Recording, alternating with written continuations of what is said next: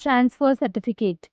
அப்பாவிற்கு நகரத்தில் திடீரென வேலை கிடைத்ததால் மொத்த குடும்பமும் கிராமத்திலிருந்து நகரத்திற்கு குடிபெயர்ந்தது. மீனாவை நகரத்து பள்ளியில் சேர்க்க சென்றபோது அப்பள்ளியினர் மாற்று சான்றிதழை கேட்டனர். அதுதான் பிரச்சனை.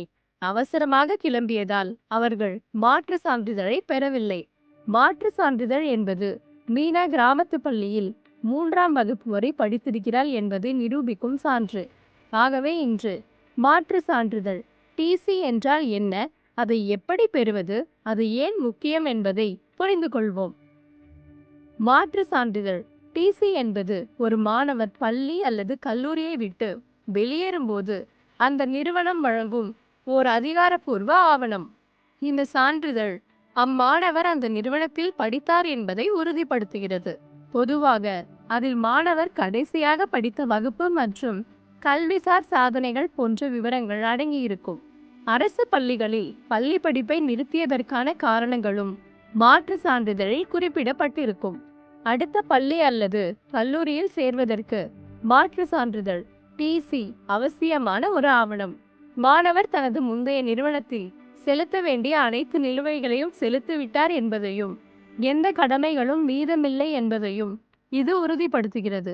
அதனால்தான் நீங்களோ அல்லது உங்கள் குழந்தையோ பள்ளியை விட்டு வெளியேறினால் மாற்று சான்றிதழை டிசி பெறுவது அவசியம். இதற்கு மாணவரோ அல்லது பெற்றோரோ பள்ளி முதல்வரிடம் முறையாக விண்ணப்பிக்க வேண்டும். இந்த விண்ணப்பத்தில் மாணவரின் முழு பெயர், பதிவு எண், வகுப்பு, முகவரி, பள்ளியை விட்டு வெளியேறுவதற்கான காரணம் ஆகியவை கட்டாயம் குறிப்பிடப்பட வேண்டும்.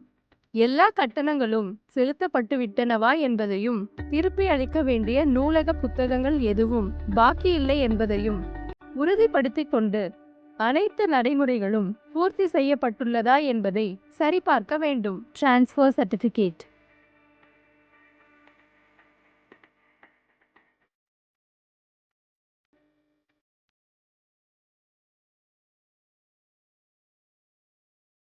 மாற்று சான்றிதழில் மாணவரின் பெயர், பிறந்த தேதி, முகவரி, தொலைபேசி எண் ஆகியவை அடங்கும்.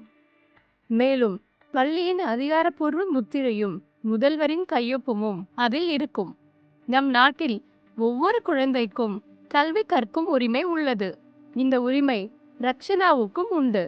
குடும்ப சூழ்நிலை காரணமாக ரக்ஷனா தனது 11ஆம் வகுப்பு படிப்பை தொடர முடியாமல் போனது. விரைவில் அவளுக்கு திருமணமாகி குழந்தைகள் பிறந்தனர். அதன் பிறகு அவளுக்கு நேரம் கிடைக்கவே இல்லை. அவளது மகள் பள்ளிக்கு செல்ல ஆரம்பித்ததும் ரக்ஷனா தன் படிப்பை தொடர முடிவு செய்தாள். ஆனால் 12 வருடங்கள் கடந்து விட்டிருந்தன. அவளிடம் தான் முன்பு பள்ளிக்கு சென்றதற்கான எந்த ஆதாரமும் இல்லை. இந்த சூழ்நிலையில் அவளுக்கும் மாற்று சான்றிதழ் தேவைப்பட்டது. இது போன்ற நிலையிலும் கூட படிப்பை தொடர்வது சாத்தியமே. மாற்று சான்றிதழை பெறுவதற்காக பள்ளிக்கு செல்லும் முன் உங்கள் அடையாள அட்டையையும் பள்ளி தொடர்பான ஆவணங்களையும் தயாராக வைத்துக் கொள்ளுங்கள். ரக்ஷனாவை போலவே நீங்களும் உங்கள் பழைய பள்ளிக்கு சென்று அனைத்து விவரங்களுடன் மாற்று சான்றிதழ் பெறுவதற்கான கோரிக்கை படிவத்தை நிரப்பலாம். பள்ளியின் கொள்கைகளை பொறுத்து நீங்கள் அதற்கான கட்டணத்தை செலுத்த வேண்டியிருக்கலாம். பள்ளி மூடப்பட்டிருந்தாலோ அல்லது அது குறித்த தகவல் கிடைக்கவில்லை என்றாலோ அல்லது வேறு ஏதேனும் காரணத்தால் மாற்று சான்றிதழை பெற முடியாவிட்டாலோ உள்ளூர் கல்வி வாரியம் அல்லது அதிகாரியை தொடர்பு கொள்ளுங்கள். உங்கள் கோரிக்கையை எழுத்துப்பூர்வமாக சமர்ப்பித்து பள்ளிக்கு நீங்கள் அனுப்பிய கடிதங்கள் அல்லது விண்ணப்பங்களின் நகல்களை இணைக்கவும். ரக்ஷனா மற்றும் அவளது மகள் இருவரும் மாற்று சான்றிதழுக்கு தகுதியுடையவர்கள். மேலும் அவர்கள் தங்கள் பள்ளிகளில் இருந்து வெற்றிகரமாக அவற்றை பெற்று தங்கள் கல்வியை தொடர்கிறார்கள். மாற்று சான்றிதழ் டிசி பெறுவது உங்கள் உரிமை என்பதை நினைவில் கொள்ளுங்கள். இருப்பினும் உங்களால் அதை பெற முடியாவிட்டால் ஒரு பிரமாண பத்திரம் மூலம் நீங்கள் சேர்க்கை பெற முடியும். நீங்கள் எந்த வயதினராக இருந்தாலும், எவ்வளவு காலத்திற்கு முன்பு படித்திருந்தாலும் மாற்று சான்றிதழை பெற்று திறந்த நிலை பள்ளி அல்லது மாநில வாரியம் மூலம் உங்கள் கல்வியை தொடரலாம். இளையவராக இருந்தாலும் சரி, வயதானவராக இருந்தாலும் சரி, கல்விதான் மேம்பட்ட வாழ்வை பெறுவதற்கான வழி.